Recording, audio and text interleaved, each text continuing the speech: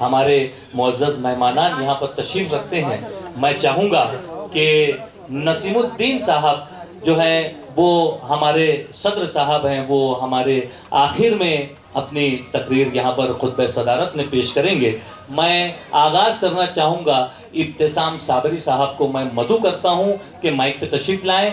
और आपने जो भी सुना और आपने अरहान गोल्ड से वाबस्तगी के बाद जो भी आपने महसूस किया, आपके अपने एहसासात हैं, आपके अपने तासुरात हैं, आप माइक पे तशरीफ़ लाएँ और अपने एहसासात और तासुरात का इज़हार करें। मोहतरम इब्तिसाम साबरी साहब। अस्सलाम वालेकुम। मैं यहाँ पर ऐसा जितनी तारीफ़ अरहान गोल्ड की होनी थी वो उन्होंने की है।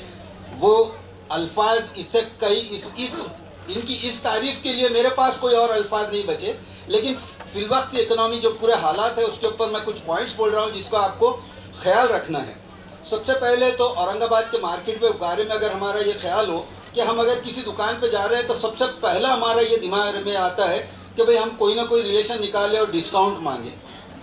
अब ये डिस्काउंट के चक्कर में इतना ज़्यादा प्रॉब्लम फिलवक्त मार्केट में, क्योंकि मैं खुद एक ताजिर हूँ, तो हर कोई चाहता है कि भाई हमको डिस्काउंट दो, हमको डिस्काउंट चाहिए। और अगर डिस्काउंट नहीं आया तो एक कई लिमिट्स ऐसे हैं, लोगों के कुछ ऐसे हैं हालात कि वो काउंटर छोड़ के महंगा खरीद लेंगे लेकिन वो हमारी नहीं सुनी बोलकर जिद में आ जाएंगे। तो भाई ये चीज़ों को जो है सो अरहान गोल्ड ने सबसे पहले कंट्रोल किया। शुरू में जब ये आए थे तो हमारे पास, क्योंकि मेरे से अच्छे ताल्लुकात रहे शुरू से, तो मेरे को हर बार फ़ोन आना कि वो इब्तिसाम भी तुम्हारे साथ रहते, डिस्काउंट कराओ। अब इन्होंने मुझे पूरे हालात जो इन्होंने अपनी वर्किंग बताई कि मैं कितने मार्जिन पे काम कर रहा हूँ, इसके अंदर और डिस्काउंट मेरे लिए मुमकिन नहीं है। तो थोड़े दिन तक चला, उसके बाद हम खुद भी जो सो ये बोल दिए कि भाई वो मुमकिन नहीं है, तुम अगर क्रॉस चेक करना है दूसरे 10 दुकानों पर जाओ और चेक कर माल ले लो। तो उस चीज़ को, उस तकलीफ़ को उन्होंने वो तकलीफ़ रही उनके लिए, क्योंकि लोग जो है सो आके बिल्कुल अपनी अना का मामला बनाकर डिस्काउंट नहीं दिए तुम, अब हम जा रहे। और जब हम उनको पीछा किया, पर्टिकुलरली मैं करता था कि भाई ये करे क्या, आखिर इनको मिला क्या डिस्काउंट, तो वो डिस्काउंट नहीं मिलता था, सीधे में महंगा खरीद कर आते। तो इस चीज़ को जो है सो उन्होंने बहुत अच्छे से हैंडल किया और आज ये बात उनके लिए यानी कायम हो गई कि भाई वो जब एक रेट बोल रहे हैं तो वही रेट रहेगा। दूसरे जो इस तरीके के उन्होंने स्कीम्स वगैरह ला रहे हैं, ये अपने मार्जिन को कम करके ये लोग ये जो सो इस तरीके की स्कीम्स लाते हैं जो अभी आप लोग देख रहे हैं। और इसके अलावा जो अहम बात मैं आप लोगों से कहना चाह रहा था कि यहाँ पर जो फिलवक्त इन्वेस्टमेंट के नाम पर कंटिन्यूस धोखे चल रहे हैं, सिर्फ हमारे शहर में नहीं पूरे इंडिया में ये धोखे चल रहे हैं। ऐसी सूरत में वो लोग कई लोगों को जो धोखा देने वाले हैं वो टारगेट बनाकर रखते हैं कि भाई कौन रिटायर हो रहा है, कौन टीचर्स किस तरीके से इन्वेस्ट कर रहे हैं, कौन डॉक्टर्स का क्या चल रहा है, और वो इतना परफेक्ट तरीके से उनको जो है सो कैच करके उनका पैसा किसी भी तरीके से उनको कुछ लालच देकर या उनको गलत बयानी कर कर वो पैसा निकाल रहे हैं। तो मैं आप लोगों से ये रिक्वेस्ट करता हूँ कि इस तरीके के जो मार्जिन बड़े बड़े बताकर आपका पैसा मांग रहे हैं वो चीज़ के पीछे मत जाओ। आप तस्दीक करो, कोई भी बिजनेस फिलवक्त इंडिया में ये लेवल का नहीं है कि कोई 15% के ऊपर मार्जिन दे। कई ऐसे स्कीम्स आए जो एक साल के अंदर आपको आपका पैसा डबल करने की बात करके गए, किसी ने 50%, लेकिन वो एक छोटी छोटी स्कीम्स 8-10 जब तक कि उनको नए नए कस्टमर्स मिलते रहे वो जो है सो सर्वाइव करी। जिस दिन वो ज़रा सा भी रुके उसके बाद सबके सब लोगों का पैसा लेके डूब गए। तो ऐसे जगहों पे इन्वेस्टमेंट करिए आप लोग जहाँ पर आपका खुद का इन्वॉल्वमेंट हो। अगर आपका इन्वॉल्वमेंट नहीं है तो उस चीज़ के पास मत जाओ आप। और जो लोग मार्जिन बड़े बड़े बता रहे हैं उसकी हकीकत आप समझो कि किसी भी बिजनेस में वो लेवल का मार्जिन नहीं है कि आप 15 से 20% के ऊपर, मैक्सिमम 20% के ऊपर आपको कोई दे सके। क्योंकि अगर वो आपको 20% मार्जिन दे रहा है तो इसका मतलब है कि वो 40% कमा रहा है, उसके सारे ओवरहेड्स और उसके सारे खर्चे निकाले बाद वो आपको पैसे दे रहा है। तो कोई भी बिजनेस आज 50% के आसपास का मुमकिन नहीं है। आप लोग ये समझो कि 15 भी देना बहुत मुश्किल है, 10 से 15 के बीच में कुछ है और उसके बहुत अच्छी हिस्ट्री है, तो आप जो है सो उस चीज़ में कुछ यकीन कर सकते। यकीन आप पूरा उसके अंदर आप यानी इन्वेस्ट कर दो, मैं नहीं बोल रहा हूँ। तो ये चीज़ का आप लोग ख्याल रखिए कि जहाँ पर आपका खुद का इन्वॉल्वमेंट नहीं है वहाँ पर पैसा मत डालो। अगर आपको आपका पैसा आपको डालना है प्रॉपर्टीज़ में डाल रहे तो आपके नाम पे रजिस्ट्री हो रही या आपका इन्वॉल्वमेंट लीगल डॉक्यूमेंट्स में आ रहा है तभी इन्वेस्टमेंट कीजिए। और जहाँ तक कि ये इसके बाद अब हम डिस्काउंट की जब बात करते हैं इन लोगों से, तो ऐसी जगह पर जहाँ पर ये डेवलपमेंट कर रहे हैं, इनके 1 से 2 शोरूम, 2 से 3 शोरूम इंशाल्लाह बहुत जल्दी होने वाले हैं, तो इनको जो है सो एक ऑटो मोड में जाना ज़रूरी है। अगर ये डिस्काउंट वाला मैटर अगर ये कंटिन्यू करते हैं कि मेरे बोलने पे डिस्काउंट नहीं दिए या मेरे बोलने पर डिस्काउंट दिए, जिस जगह पर डिस्काउंट दिया जाता है वहाँ पर वो दुकान एक आदमी के ऊपर डिपेंड हो जाती है, और डिपेंड हो गए बाद दुकान उस जगह अगर वो आदमी नहीं है तो कोई दूसरा वहाँ पर जाता नहीं। तो इसको ऑटो मोड पर लाने, डेवलपमेंट में कई सिटीज़ में अगर काम करना है इनको, तो इनको ऑटो मोड में लाना पड़ा। तो वो ऑटो मोड में लाने के लिए इन्होंने इनका खुद का जो रेट्स रखे हैं वो इतना मिनिमम रखे हैं कि आप लोगों को दूसरी तरफ क्रॉस चेक करे बाद आप ले सकते हैं। तो कई सिटीज़ में अलग अलग दुकानें खोलना है, तो ये हर जगह जाकर पर्सनली बात करने लग जाएं तो ये मुमकिन नहीं। तो यही कुछ बातें थी जो मैं आपसे कहना चाह रहा था। शुक्रिया। बहुत शुक्रिया इब्तिसाम साबरी साहब, आपने बहुत ही अहम बातों का यहाँ पर जिक्र किया, और जिस अंदाज से आपने अरहान गोल्ड के इन मालिकीन की सराहना की, सताइश की, और जिस कम मार्जिन पर ये अपना कारोबार कर रहे हैं, आपने बहुत ही अहम नुक्ता यहाँ पर बताया। देख जिंदा से परे रंग चमन जोश बहार, रक्स करना है तो फिर पाँव की जंजीर न देख, तरह से बर्दाश्त कर रहे हैं।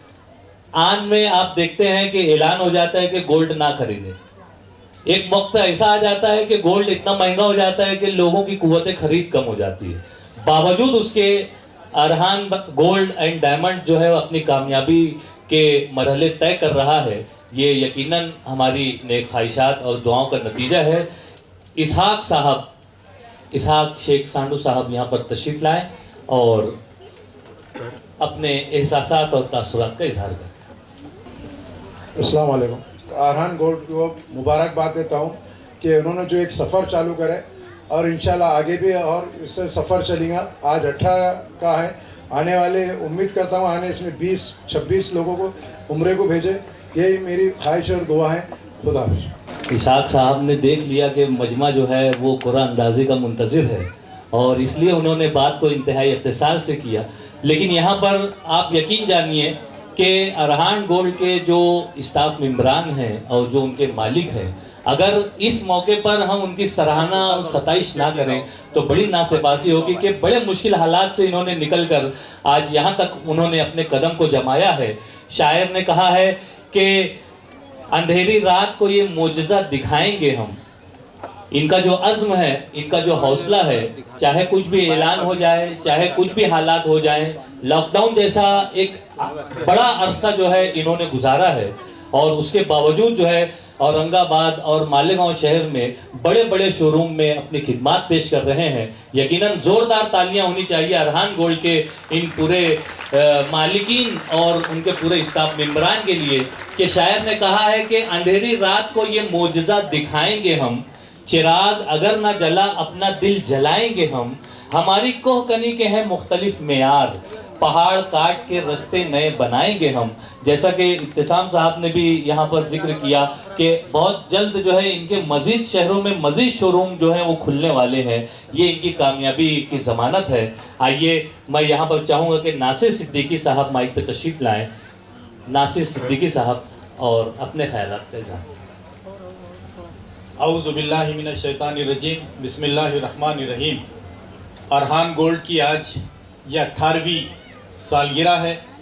इस मौके पर स्टेज पे तशरीफ़ फरमा न सिर्फ औरंगाबाद बल्कि मराठवाड़ा की मशहूर शख्सियत आलिम दीन मुफ्ती नसीमुद्दीन मुफ्ताही साहब, शोएब खुसरो साहब, हाजी इसहाक साहब, सामने बैठे मेरे बुज़ुर्गों, नौजवान साथियों, माओ बहनों, अस्सलाम वालेकुम रहमतुल्लाहि व बरकातुहू। सबसे पहले तो मैं रिजवान साहब को, अनीस साहब को दिल की गहराइयों से मुबारकबाद पेश करता हूँ। दुआ करता हूँ कि अल्लाह ऐसा ही कामयाब सफ़र इनका जारी व सारी रहे, और सल्यूट करता हूँ इस कौम को कि बेचारा हमारा प्राइम मिनिस्टर बोलता रह गया कि सोना मत खरीदो, लेकिन कौम ने जो लाइन लगा दी वहाँ पर। सल्यूट है आप लोगों को, मानने वाली कौम नहीं है, प्राइम मिनिस्टर कितना भी चिल्ला ले। तो अरहान गोल्ड एक भरोसे का दूसरा नाम मैं समझता हूँ हो गया है। अभी सही कहा इब्तिसाम साबरी साहब ने कि आप सर्विस भी दे रहे हैं, क्वालिटी भी दे रहे हैं, साथ ही साथ प्रॉफिट जो कमा रहे हैं उस प्रॉफिट में से आप लोगों के लिए वो ये निकाल रहे हैं, जबकि उनको कोई पूछने वाला नहीं है। लेकिन मैंने देखा पिछले टाइम भी कम से कम 10 बाइक या उससे ज़्यादा जो है तो होंडा की जो है शोरूम गाड़ियां जो है तो उन्होंने दिए थे। आज यहाँ पर उम्रे के लिए 9 लोगों को भेज रहे हैं।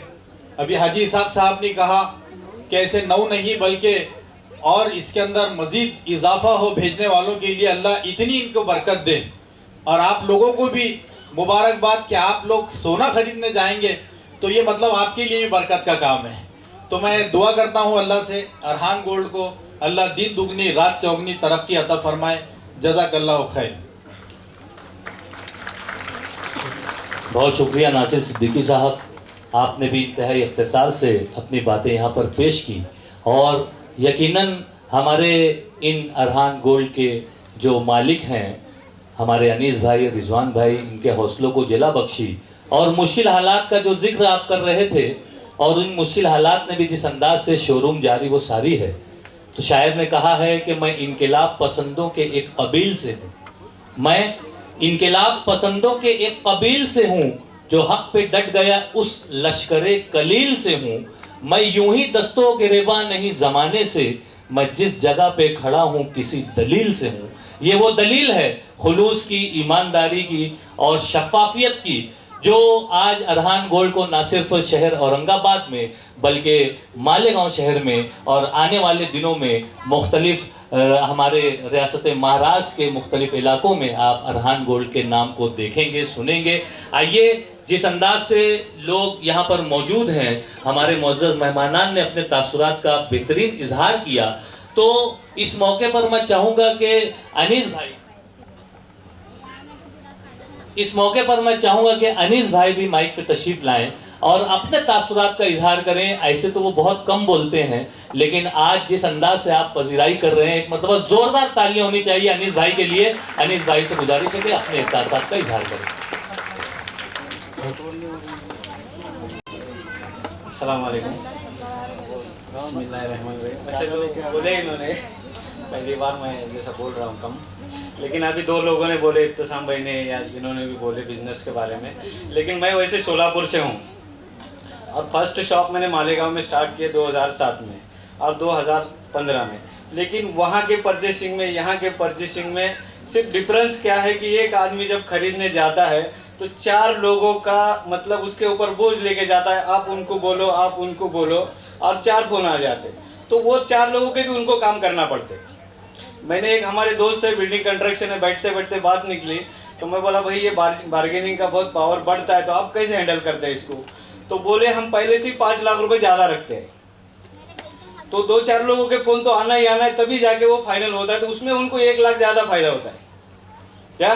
तो सोने के कारोबार में मैं इतनी दूसरी बात नहीं बोलते हुए आपको बोलूँगा, जब भी आप गोल्ड परचेस करने जा रहे हैं, थोड़ी सी बात है, अभी सोशल मीडिया इतना बढ़ गया है, आप अपने मोबाइल को ही पूछ सकते कि किस अंदाज में खरीदना चाहिए, कौन सी क्वालिटी का खरीदना चाहिए, और आने के बाद पूरा जोर ना कि पैकेजिंग पे, ना कम भाव पे, कम मजदूरी पे, इस पे नहीं देते हुए सबसे पहले कि अपने को कौन सी क्वालिटी का गोल्ड मिल रहा है। ये गोल्ड मिल रहा है, पहले ऐसा था बाहर के सऊदी वगैरह जाते थे, यहाँ से लोग गोल्ड खरीद लेकर कभी ज़रूरत पड़ी वहाँ बेचने करने, तो बोले हम यहाँ का लेते नहीं, तो लोगों को उतना डिटेल में नहीं जाते थे कि क्यों नहीं लेते, क्या होता है, तो उसका था कि एक परफेक्ट क्वालिटी नहीं थी। एक्चुअल अभी सऊदी में 21 कैरेट बेचा जाता और अपने पास 22 बेचा जाता, यानी मतलब 1 कैरेट ऊंचा।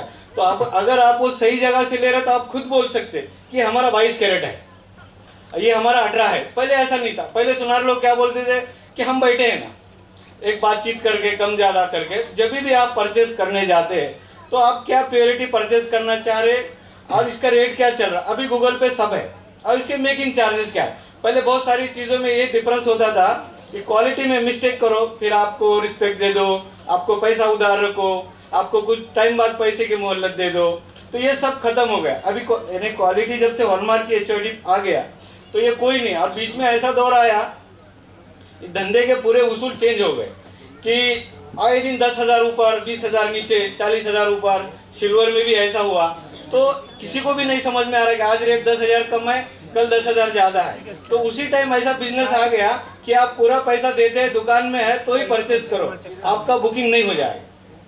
क्या कि ये सबने अभी देखा, 185 में लोगों ने खरीदा है। अब लोगों का सोने के ऊपर इतना भरोसा है, सोने को लोग ऐसा देखते हैं कि कभी भी ना, सोना एक एसेट है। हमारे अलीम भाई बैठे थे एक बार, उन्होंने एक बात बताए थे, एसेट है तो इसको हंसते हुए खरीदो। हमेशा जैसे आदमी ज़्यादा है तो खर्चा मेरे आंख पे बढ़ रहा है, भाव बहुत बढ़ गया, मजदूरी बहुत बढ़ गई, ये तो 8,000 से हम सुनते आ रहे हैं। 8,000 हुआ, 20 हुआ, 25, 30, और सोना हर टाइम आदमी को लगता है कि ये महंगा है। तो एसेट है तो उसको एक बेहतरीन अंदाज में, खुश मिजाज में खरीदना चाहिए, क्योंकि कई सारी मुश्किलों में काम आने वाली सबसे बेहतर चीज़ ये है। और इस पर लोगों का इतना भरोसा है तो कितना भी भाव हो जाए, सबसे ज़्यादा सोना जब बिकता है जब उस दिन का हाईएस्ट रेट रहता है। उसी टाइम को सोशल मीडिया या लोगों की मेंटेलिटी ऐसी रहती है कि भाव जैसा 185 था तो कोई बोलता 2 जाएगा, 2.5 जाएगा। तो ये सब लोग पैसा रखे हुए, ये जो लोग हैं ये 80-90 में पूछ के जा रहे थे कि हाउस कम हो जाएगा क्या, पैसा रखा हुआ था कि 90 कम हो जाएगा क्या, और वही लोग 185 में लेकर गए।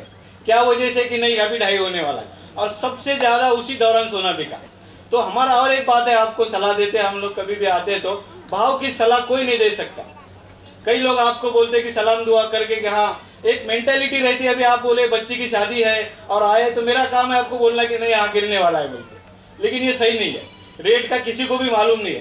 तो रेट है तो वर्ल्ड वाइड अभी जैसा रेट चेंज हो जाते, कहीं वार हो रहा, कहीं शेयर मार्केट गिर रहा, तो ये कोई भी सुनार नहीं बोल सकता कि कल क्या होने वाला। तो इसके ऊपर एक बेहतरीन तरीका ये है कि जिस दिन आपके पास पैसा है उस दिन सोना सस्ता है। अगर आप उसी पैसा लेते हुए अगर अंदाज लगाते हैं, मैं बोलता हूँ 99% लोग है ऊंचे भाव में लेके जाते कि मेरे पास पैसा है, भाव कम होने वाला है। और सभी को लगता है, खरीदने वाले को लगता है कि कम हो जाए, बेचने वाले को लगता है कि बढ़ जाए। तो ये दो चीज़ है। तो जिस दिन आपके पास पैसा है उस दिन आप एक तो अच्छी तरीके से सोना खरीद सकते। आपको लगेगा कि ये सोना मैंने सस्ता खरीद लिया। ये डर से, माहौल से कि ऐसा होने वाला है, वैसा होने वाला है, ऐसे में नहीं खरीदना चाहिए। दूसरी एक बात है, जब भी आप कहीं सोना, कई लोगों से बातचीत करने के बाद भी कस्टमर ज़्यादातर पहले ऐसा करते थे, अभी ऐसा नहीं है। जो नए लोग हैं उनको समझाने के लिए आपको बात बोल रहा हूँ, सुनेंगे कुछ भी, लेकिन सारी चीज़ें जिसके पास कम मिलेगी वहाँ परचेस करेंगे। और जब सारी चीज़ें कम मिल के परचेस करते, जाहिर सी बात है आपको क्वालिटी में नुकसान हुआ है। अगर खरीदने में आपने 10 रुपये बचाए तो बेचते समय 50 रुपये कम में बेचना है आपको, और उसी टाइम को कोई आपकी सुनवाई कहीं होती नहीं है। तो जहाँ जितना भी सवाल है आपके पास, आप ऐसा कर सकते कि आपको परचेस करना है तो उसको 3 स्टेप करो। सबसे बेहतरीन तरीका है कि 10 तोला आपको खरीदना है, आप 3-3 तोला खरीदो, आपको सभी रेट मिल जा रहे हैं। आपको देखने की ज़रूरत भी नहीं पड़ रही कि बढ़ रहा है कि घट रहा है, और आप एवरेज निकालेंगे तो आपको लगेगा कि हाँ मैंने सही भाव में खरीद लिया। तो दूसरी बात, जब भी आप खरीद रहे, ये सारी बातें हो गई।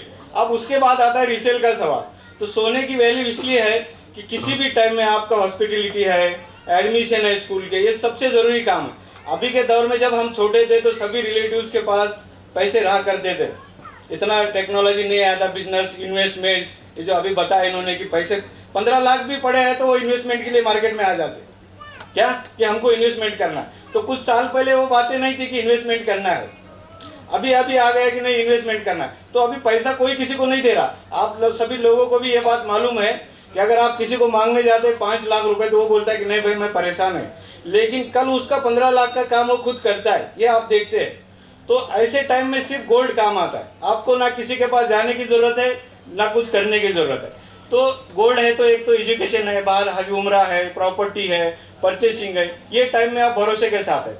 इसी की वजह से सबसे ज़्यादा करेंसी, जैसा करेंसी गिरी, करेंसी ये हो गई, तो गोल्ड का ऐसा कभी नहीं होता। तो इसी के ऊपर जो भरोसा लोगों का है ये बढ़ता ही जा रहा है कि सबसे ज़्यादा जो लोगों का भरोसा है गोल्ड करेंसी पे। शेयर मार्केट गिरेगा, गोल्ड बढ़ेगा, या कोई चीज़ें हो जाएगी तो गोल्ड में कभी नुकसान नहीं है।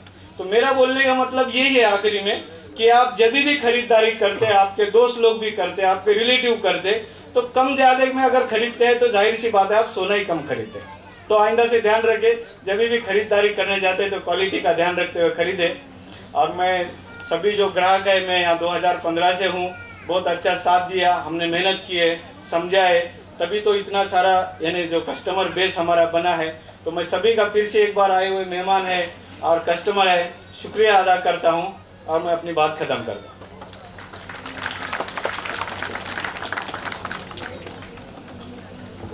बहुत शुक्रिया मोहतरम अनीस भाई को मैंने पहली मर्तबा इतना अच्छा बोलते हुए सुना। माइक पर वो कभी बोलते नहीं, पिछले साल भी मैं इस प्रोग्राम में मौजूद था, मैंने उनको बार बार यहाँ पर स्टेज पर बुलाने की कोशिश की लेकिन वो स्टेज तक भी नहीं आए थे। मगर आज उन्होंने जिस अंदाज से यहाँ पर बातें की हैं, ये यकीनन आप तमाम लोगों के लिए बहुत ही कीमती बातें हैं और आपके पूरे सरमाए की इंतहाई कदरदानी करने वाली शख्सियत का नाम जो है वो अनीस भाई है कि आप अपने सरमाए को बिल्कुल भी ज़ाय ना होने दें और इसको इस तरह से गोल्ड में इन्वेस्ट करें कि आपके तमाम कामों का जो है वो आगे के तमाम काम जो है वो बआसानी आप कर सकें और किसी के आगे आपको हाथ फैलाने की ज़रूरत ना हो। ये जो खुलूस और शफाफियत और ईमानदारी रखने वाली शख्सियात होती हैं वही ऐसी बातें पेश करती हैं। शायर ने कहा है कि इतना रियाज हो कि हुनर बोलने लगे, इतना रियाज हो कि हुनर बोलने लगे, रुदाद अपनी गर्द सफ़र बोलने लगे, तूफ़ान में भी हौसला इतना बुलंद हो, जाने दो उसको खुद ये भंवर बोलने लगे, और किरदार खुद का इतना मुअत्तर रखा करो, किरदार खुद का इतना मुअत्तर रखा करो, गुजरे हो तुम इधर से डगर बोलने लगे। सदर तकरीब अपना खिताब यहाँ पर पेश करें, खुतबा सदारत पेश करें और उसके बाद हम जो है वो कुरान अंदाज़ी की जानिब पेश कदमी करेंगे। मैं बड़े ही अदब व एहतराम के साथ हमारे अपने आज नसीमुद्दीन मिफ्ताही साहब को दावत सुखन देता हूँ कि अपना ज़माना आप बनाते हैं अहले दिल, अपना ज़माना आप बनाते हैं अहले दिल, हम वो नहीं कि जिनको ज़माना बना गया। आपके सामने खुतबा सदारत।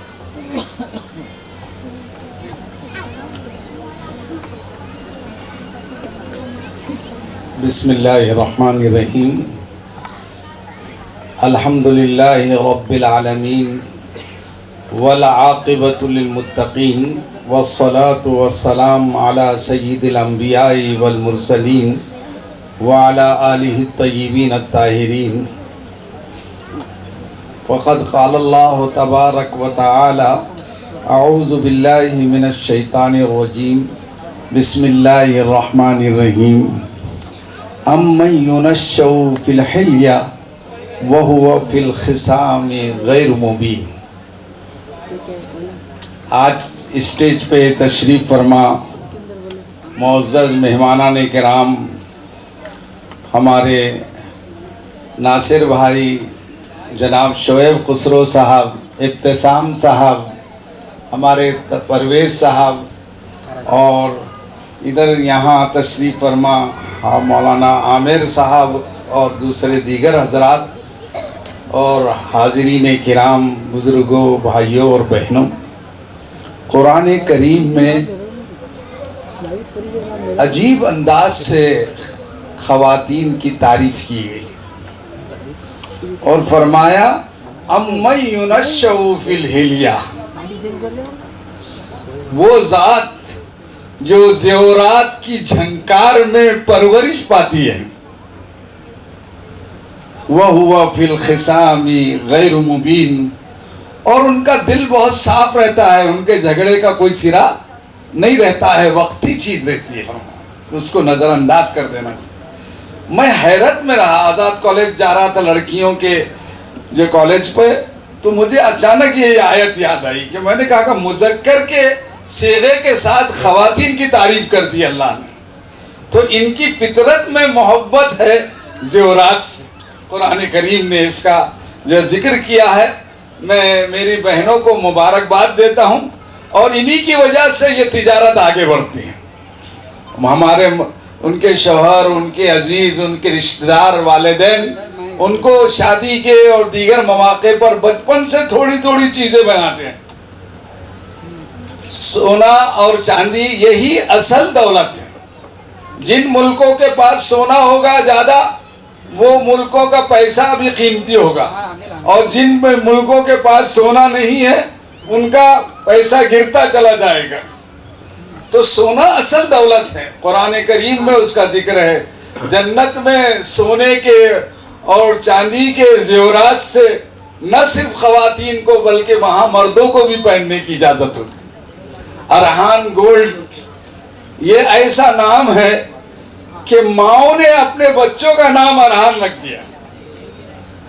तुझे और क्या चाहिए ऐ फराज, माओ ने तेरे नाम पर बच्चों के नाम रख दिए। तो ये कई लोगों ने फोन किया हम अरहान नाम रखना चाह रहे हैं। तो मेरे भाइयों, इसमें दो बातें हैं। एक बात तो तिजारत अल्लाह के रसूल की अजीम सुन्नत है। हमारे नौजवान ये इबरत हासिल करें, इसको मशाले राह बनाएं, बेकारी की जिंदगी छोड़ दे। ग्रेजुएट हो गए, पोस्ट ग्रेजुएट हो गए, माँ बाप का खा रहे, सदका है वो। बेकारी बड़ी बीमारी है, बेकारी जिल्लत खारी है। छोटे सी तिजारत शुरू की थी हजरत अब्दुर्रहमान इब्ने औफ रजी अल्लाह तआला अन्हु ने, जो अशरे मुबश्शर में से थे। चारा ने कर्ज लेकर तेल बेचा और इतने मालदार और इतने दीनदार थे कि दुनिया में जन्नत की बशारत उनको 10 सहाबा में आ गई थी। और माल का ये आलम था कि जब इंतकाल हुआ तो आपकी 4 अज़वाज थी। तीनों से कहा कि तुम सारी जायदाद ले लो, मैं 50,000 दीनार ले लेती हूँ सोने के। वो सब राजी होंगे। तो तिजारत में बड़ी बरकत है। अल्लाह के रसूल ने फरमाया अनीस साहब कि अत्ताजिरुल अमीन उस-सदूक माअन नबिय्यीना वस्सिद्दीकीना वश्शुहदाई वस्सालिहीन। सच्चा अमानतदार ताजिर क़यामत के दिन पैगंबरों के साथ, नबियों के साथ, शहीदों के साथ और सालिहीन के साथ उठाया जाए। दुकान पर बैठा है लेकिन सच्चाई और अमानतदारी, इसी वजह से आदमी तरक्की करता है। अरहान गोल्ड यहाँ मेरे बचपन से 50-60 साल से देख रहा हूँ, बहुत सी दुकानें हैं, लेकिन कुछ सालों में अरहान गोल्ड ने जो तरक्की की उसका राज सदाकत और अमानतदारी। ये उसका बुनियादी अल्लाह के रसूल सल्लल्लाहु अलैहि वसल्लम ने नबी बनने से पहले तिजारत की। 40 साल की उम्र में आप नबी बने और 25 साल की उम्र में आपने बिजनेस किया। सिर्फ मक्के में रहकर नहीं किया, बल्कि आपने दूसरे मुल्क शाम जाकर तिजारत की और इतना फायदा हुआ कि आपकी सच्चाई और अमानतदारी देखकर हजरत खदीजा कुबरा ने खुद पैगाम भेजा और फरमाया फासिक व फाजिर जो रहेगा, झूठ बोलकर धोखा देकर तिजारत करेगा, वो क़यामत के दिन अल्लाह का नाफरमान बना के उठाएगा। तो तिजारत में 90 दर्जे बरकत है। सबसे हलाल माल वो माले गनीमत, और उसके बाद दूसरे नंबर पर माले तिजारत, नंबर 3 माले ज़िराअत है, खेती का, नंबर 4 माले सनात है जो कारीगिरी से हासिल करता है, और नंबर 5 पर मुलाजिमत। हमारे बच्चे उसके बाद सिर्फ चपले चटखा रहे हैं, घिस रहे हैं। अरे उनको नहीं मिल रही मुलाजिमत तो तुमको कहां से मिलेगी? छोटा मोटा कारोबार, छोटी मोटी मुलाजिमत से शुरू कर दो, बेकार मत रहो। ये अरहान गोल्ड का पैगाम है। अल्लाह से मेरी दुआ है कि अल्लाह तबारक व तआला हमारे अनीस भाई और रिजवान साहब ये दोनों की मेहनतों को, कोशिशों को कबूल फरमाए। रिजवान साहब यहाँ नहीं है, मगर मैं इकबाल का एक शेर उनको पेश करूँगा कि रब्बानी साहब तो ऐसी निज़ामत कर रहे थे जैसे कोई मुशायरे की निज़ामत। में मुबारकबाद देता हूँ कि जो समझा मेरी बात तो रिजवा समझा, जो समझा मेरी बात तो रिजवा समझा, यानी जन्नत से निकाला हुआ इंसान समझा।